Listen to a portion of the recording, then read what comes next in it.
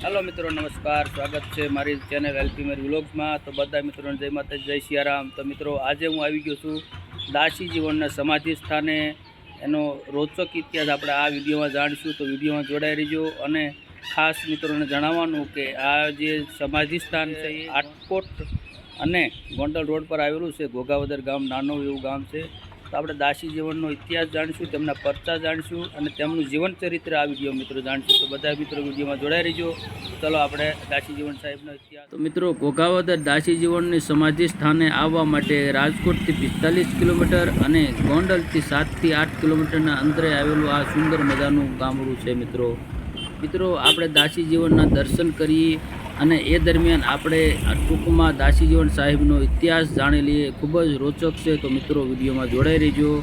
તો મિત્રો વાત કરીએ લોકવાયકા પ્રમાણે તો દાસી જીવનનો જન્મ ગોંડલ તાલુકાના ઘોઘાવદર ગામે થયો હતો, જે સંવત 1806માં આસો મહિનાની અમાસ એટલે કે દિવાળીના દિવસે ચમાર જ્ઞાતિમાં એક ગરીબ કુટુંબમાં થયો હતો।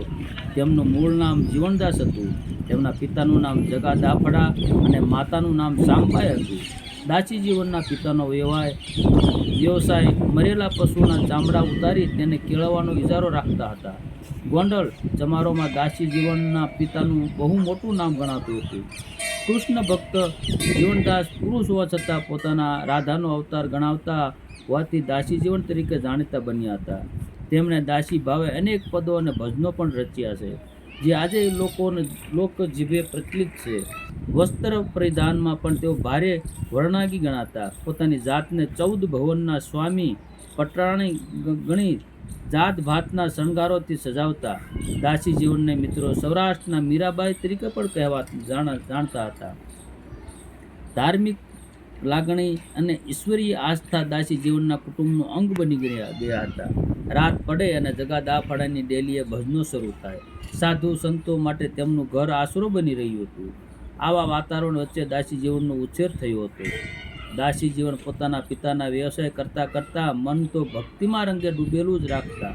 આમ સમય જતાં જતાં તેઓ હવે યુવા અવસ્થામાં પહોંચે છે અને દાસી જીવનના માતા પિતા તેમના માટે સારી કન્યા ગોતવા માંડ્યા। લગ્ન માટે આમ તો દાસી જીવનની ઈચ્છા નહોતી, પણ માતા પિતાની આજ્ઞાને શિરે ચડાવી સમય જતાં જાલુમા નામની કન્યા સાથે તેમના લગ્ન થાય છે। પોતાનો સંસાર સમય અને વહેણની સાથે ચાલવા લાગ્યા। તેમને ત્યાં એક પુત્રનો જન્મ થાય છે। તેમનું નામ દેસળ રાખવામાં આવ્યું। સંસારની જવાબદારી વધવા છતાં પણ તેઓ ભક્તિમાં લીન રહેવા લાગ્યા। તેઓ આજુબાજુના ગામડામાં થતા ભજનોમાં પણ જવા લાગ્યા। હવે તો પોતાના ઘરમાં પણ સાધુઓની અવરજવર વધવા લાગી। આમ પણ દાસી જીવનને નાનપણથી જ ખ્યાલ હતો કે ગુરુ વિના સાચું જ્ઞાન મળતું નથી અને જો ઈશ્વરના દર્શન કરવા હોય તો ગુરુ જ્ઞાન થવું જરૂરી છે। દાસી જીવન જ્યારે કોઈ સંત તેજસ્વી લાગતા ત્યારે તેઓ પોતાને ગુરુ માની અને કંઠી બંધાવી લેતા હતા। આમ પ્રભુ ઉપાસનાના પંથે પડેલા દાસી જીવને 17 વખત ગુરુ બદલ્યા, પણ ક્યાંય તેમનો મેળ ખાધો નહીં। પોતાનું હૈયું ઠરે તેવા ગુરુની શોધમાં હતા। તેવામાં તેમને ભીમ સાહેબનો ભેટો થાય છે અને મનમાં જેવા ગુરુની કલ્પના કરી હતી તે સાકાર થઈ। હૃદયના કમાડ ઉઘડી ગયા અને દાસી જીવનની વાણી વહેતી થઈ। દાસી જીવને તેમના જીવનકાળ દરમિયાન ઘણા બધા પરચાઓ આપ્યા હતા। તેમાંનો એક પરચો જોઈએ તો મિત્રો પરબધામની જગ્યામાં દેવીદાસ બાપુની જગ્યાએ તે એકવાર ઘોઘાવદરથી દાસી જીવન તેમના શિષ્ય તેમજ અન્ય માણસો સાથે ગયા હતા। તે વખતે દાસી જીવન સંત કહેવાતા હતા। હવે બન્યું એવું કે ત્યાંના વખતના મહંત સાદુળ ભગત હતા। ત્યાં દાસી જીવન બધા સાથે રોકાયા। એ દરમિયાન જગ્યામાં પાણીનો કૂવો હતો। દાસી જીવન કૂવા પાસે ગયા અને કહ્યું, સાદુળ ભગત, કૂવામાં પાણી નથી।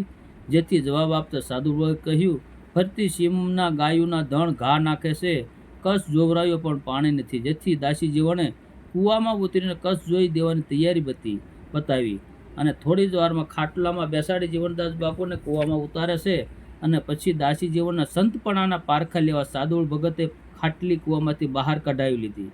પથ્થરોના તળ તપાસીને દાસી જીવને કહ્યું કે મને હવે ઉપર ખેંચી લ્યો। જેથી સાદુળ ભગતે કહ્યું કે એ નહીં બને, આ કૂવામાં પાણી આવ્યા વગર તમને બહાર નહીં કાઢવામાં આવે। તમે તો સંત છો ને, તો ત્યાં જ પાણી આવે તો જ તમને બહાર કાઢું। દાસી જીવન કહે છે, અરે ભાઈ, મારામાં એવું સત નથી, મારી આબરૂ ન લો। છતાં સાદુલ ભગત માન્યા નહીં. અંતે દાસી જીવન પોતાનો એક તારો દોરડા મારફતે મંગાવે છે અને દાસી જીવનને પ્રભુને રીઝવવા પાણી લાવવા એક સાથે 4 ભજનો કૂવામાં બેઠા બેઠા ગાય છે. અને એ બાબત ઇતિહાસમાં પણ સાક્ષી પૂરે છે કે તેમના દાસીપણા અને સંગીતના જોરે સુકેલા કૂવામાં પાણી આવ્યા અને એ સમયે સાદુલ ભગત દાસી જીવનના પગે પડી ગયા અને તેમનું દિલ દુભાવ્યું. એ બદલ પસ્તાવા રૂપે વચન આપ્યું કે જ્યાં લગી આ કૂવો છે તેમાં કોઈ દિવસ આભડછેટ નહીં લાગે અને 18 વરણના તેમાં પાણી પીશે. આમ દાસી જીવનનો પરચો પૂરો કર્યો અને આ ઉપરાંત ગોંડલ સ્ટેટના કરના ભરવાડાને કારણે તેમને જેલમાં પૂર્યા હતા. તે દિવસે પણ તેમના ખુદ ભગવાન શ્રી કૃષ્ણ તેમનો દંડ ભર્યો અને દાસી જીવનને છોડાવ્યા. ભગવાને દાસી જીવનને છોડાવ્યા માટે આજે કોરી આજે પણ ગોંડલ સ્ટેટના વારસદાર પાસે છે મિત્રો. દાસી જીવનના સંતાનમાં એક જ પુત્ર દેસલ ભગત હતા, જે સમય જતાં દેસલ ભગત તરીકે ઓળખાવા લાગ્યા. દેસલ ભગતને સંતાનમાં એક પુત્રી હતી અને તેને લુણીધાર અમરેલી જિલ્લાના ગામે પરણાવ્યા હતા. જમાઈ સાતા ભગત ગોગાવદર રહેતા. સાતા ભગતને 2 પુત્રો પૂરણદાસ અને હમીરદાસ. પૂરણદાસના 3 પુત્રો હીરદાસ, જીવાદાસ અને મંગળદાસ થયા. તેઓમાં વંશજો અત્યારે દાસી જીવનની જગ્યામાં પૂજા પાઠ કરે છે અને સેવા કરે છે. આમ પોતાના જીવનમાં ભક્તિ કરતાં 75 વર્ષે આયુષ્ય ભોગવીને સંવંત 1881ના વર્ષમાં ઘોઘાવદર ગામમાં સમાધિ લીધી. તેમની સમાધિ સ્થાન ઉપર મંદિર બંધાયું. તેમાં દાસી જીવન, તેમના પત્ની, પુત્રીના મૂર્તિ છે. મંદિરની આજુબાજુ જૂના વખતની દેરી પણ જાળવી રાખવામાં આવી છે. તેમના પગલાં પૂંજાય છે. દાસી જીવનના એક ભક્ત અમરા બાપાના પગલાં પણ દેરીની બાજુમાં આવેલા છે. તેમના વંશજ ગોંડલના કોન્ટ્રાક્ટર રાણાભાઈએ 1974માં સમાધિ મંદિરનો જીર્ણોદ્ધાર કરાવી મંદિર વર્તમાનમાં બંધાવ્યું અને સમાધિ મંદિર દ્વાર પર દાસી જીવન વિશાળ કદની તસવીર ઊભી કરવામાં આવી છે. તો મિત્રો, આ હતો દાસી જીવન સાહેબનો ઇતિહાસ. હવે આપણે આગળ વધીએ. વિડીયોમાં જોડાઈ રહીજો મિત્રો. આ દાસી જીવન સાહેબના મંદિરમાં જોઈએ તો તેમના પત્ની ઝાલુમાં, તેમના પુત્રી અને આપા ગીગાનું જે પણ બેઠક છે. તો મિત્રો, તમે ધ્યાનથી મંદિરમાં જોશો તો તમને જરૂરથી દર્શન થશે. અને અહીંયા સોપારીની માનતા રાખવાથી બધા જ રોગ મટી જાય છે. એવી શ્રદ્ધાથી કોઈ પણ માનતા રાખે તો અહીંયા જરૂરથી અહીંયા માનતા પણ પૂરી થાય છે મિત્રો. જે તમે જોઈ રહ્યા છો, મંદિરમાં સોપારીનો મોટો ત્રાસ ભરેલો છે મિત્રો. મંદિરની બહાર જ દાસી જીવન સાહેબના પુત્ર દેસલ ભગતની ડેરી છે અને એમને પણ અહીંયા જે સ્થાપના કરવામાં આવી છે, કારણ કે તેમના પણ પરચા છે.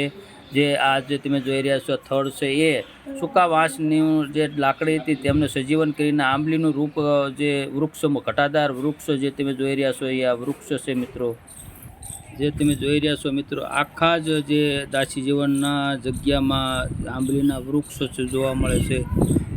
ત્યાર પછી મિત્રો આગળ જોઈએ તો જે આ કુઈ છે, વાવ છે, એ દાસી જીવન સાહેબે અહીંયા ગંગાજી આ કુઈમાં જે પ્રગટાવ્યા હતા. ગંગાજી ખુદ આમાં આવ્યા હતા એવું મિત્રો લોકો વાયકા છે. તો મિત્રો તમે જોઈ રહ્યા છો, આ દાસી જીવન વખતની આ કુઈ છે. અને મિત્રો આ જોઈ રહ્યા છો તમે, ગોંડલના કોન્ટ્રાક્ટર રાણાભાઈએ 1974માં સમાધિ મંદિરનો જીર્ણોદ્ધાર કરાવી વર્તમાન મંદિર બંધાવ્યું. તેમને આ તકતી છે મિત્રો. તો તમે મિત્રો, આશા રાખું કે તમને આ વિડીયો જરૂરથી ગમ્યો હશે મિત્રો. વિડીયોને શેર, લાઇક અને કમેન્ટ જરૂરથી કરજો. અને અહીંયા મારો વિડીયો પૂરો કરું છું. મળીએ હવે પછીના નવા વિડીયોમાં. ત્યાં સુધી બધા મિત્રોને જય દાસી જીવન સાહેબ, જય માતાજી, જય બાપા સીતારામ, હર હર મહાદેવ.